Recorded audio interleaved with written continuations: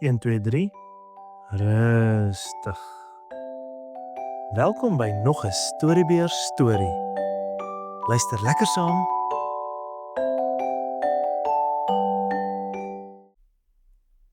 Broer Haas se slimstreke. Broer Wolf, broer Jakkals en broer Beer is almal dol oor haasbredie. Daarom probeer hulle altyd om broer Haas te vang. Maar broer Haas is te slim vir hulle. Hy haal altyd een of ander slimstreek uit. Op 'n dag besluit broer Haas om vir homself 'n huis te bou. Die eerste huis wat hy gebou het, was van strooi gemaak.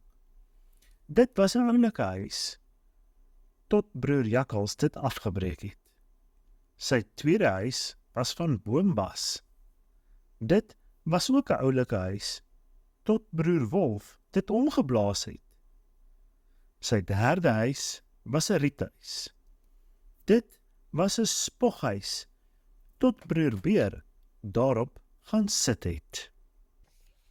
Op die ou end besef broer Haas, hy moet 'n ordentlike huis bou. Een wat van hout gemaak is, met 'n klipskoorsteen en deure en vensters en slotte. Uiteindelik laat almal broer Haas in vrede. Hy kon net soos die ander ouens leef, en hy het, maar dit was van korte duur. Op 'n dag gaan broer Haas uit en hy los sy voordeur wyd oop. Broer Jakkals staan daar. Toe broer Jakkals die oop deur sien, begin hy weer dink aan haasbredie vir aandete. Hy sluip in en maak die deure toe. Toe kruip hy agter 'n stoel weg en wag vir broer Haas om huis toe te kom. Na ruk kom broer Haas terug. Hy weet sommer dadelik dat iets verkeerd is. Die voordeur is toe. Ek is seker ek het dit oopgelos, sê hy. Broer Haas loer by die venster in, maar hy kan niks sien nie. Hy kyk ook by die skoorsteen in, maar hy sien net 'n klomp roet. Hy sit ook sy oor teen die muur om te luister, maar daar is nie 'n geluid nie. Tog besluit hy om nie binne te gaan nie. Hy bly eerder aan die versigtige kant.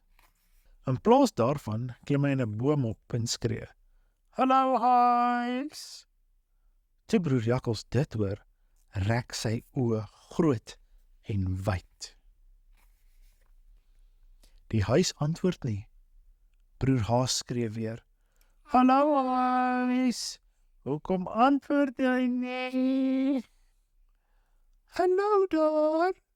roep broer Jakkals. Hy probeer soos 'n huis klink. "Dis nie hoe 'n huis klink nie, broer Jakkals," skree broer Haas. Broer Jakkals dink hy raak van sy verstand af.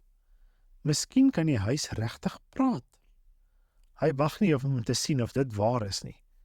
En daar trek broer Jakkals soos blits as hy daar uit. En so het broer Haas daardie aand die brediepot ontsnap. Maar die volgende dag beland hy amper weer daarin. Broer Wolf het 'n plan beraam. Hy grawe eers 'n gat langs 'n groot rots. Daarna gaan hy in die gat lê en trek die groot swaar rots bo hom. Toe wag hy vir broer Haas. Na ruk kom broer Haas in die pad afgedans. "Help, help!" roep broer Wolf benoud. Broer Haas hoor hom en stop. "Wat kan ek vir jou doen, broer Wolf?" vra broer Haas. "Ek sit onder die rots vas," sê broer Wolf. "Help my hieruit, as jy kan." Broer Haas is maar te gretig om sy naaste te help. Hy stamp en hy stoot, en hy stamp en hy stoot, tot hy die rots van arme broer Wolf afskuif. Maar broer Wolf spring op en gryp broer Haas.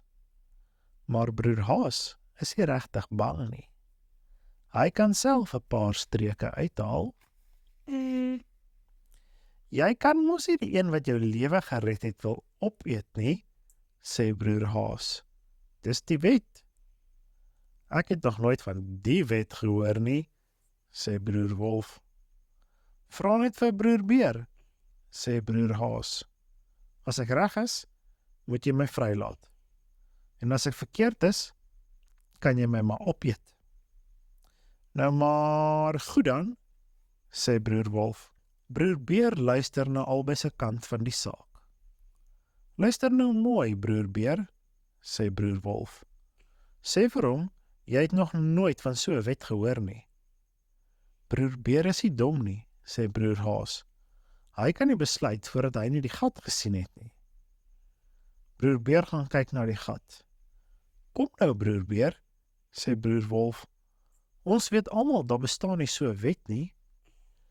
Broer Beer is nie onnosel nie, sê broer Haas.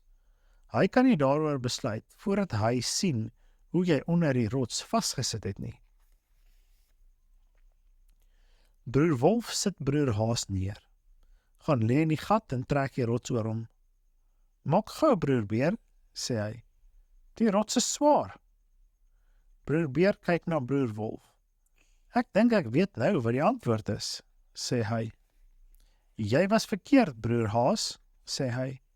Jy moes nie vir broer Wolf probeer help het nie. Jy moes hom net daar onder die rots gelos het.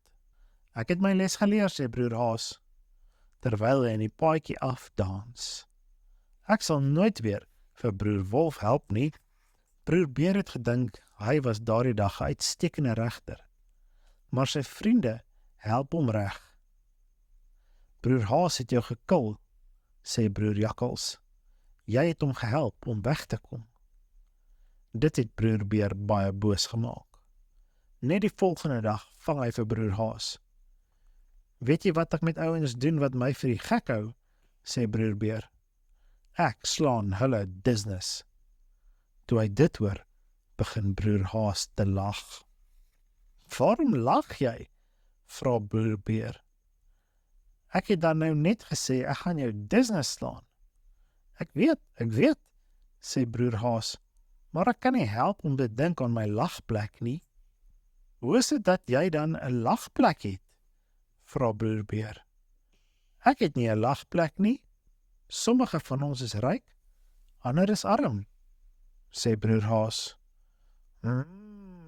Sê broer Beer, wys my die plek. Hulle begin dadelik stap tot hulle by 'n plek kom waar die bosse baie dig is. Broer Haas wys na die tonnel deur die bosse. Is dit die plek? Vra broer Beer. Hoekom voel ek dan nie lus om te lag nie? Al wat jy moet doen, is om reg deur die tonnel te hardloop, sê broer Haas. Dit is wanneer die gelag begin. Nou goed, sê broer Beer, as jy so sê. Broer Beer begin hardloop. Hy hardloop so vinnig as wat hy kan, deur die tonnel. Hy hardloop so vinnig, dat hy binne in 'n perdebynes vashardloop. En was daardie perdebye vir jou kwaad? Hulle begin broer Beer te steek. Eina! Gil hy. Broer Beer hardloop by die bosse uit. Die perdebye jaag hom al in die ronde. Broer Haas lag so baie, dat sy maagspiere begin pyn. Uiteindelik raak broer Beer van die perdebye ontslae. Ek moet sê, ek het nie juis iets snaaks daar binne gesien nie, sê hy. Jy het dan gesê, dis 'n lagplek. Ho, ho, hi, hi, ha, ha, ha, lag broer Haas. Ek het nie gesê, dis jou lagplek nie, sê broer Haas. Ek het gesê, dis my lagplek. En ek lag nog die heeltyd vandat ek hier gekom het. En nog voordat broer Beer kon besef dat hy alweer gefop is, was broer Haas skoonveld. Fluit, fluit, my storie is uit.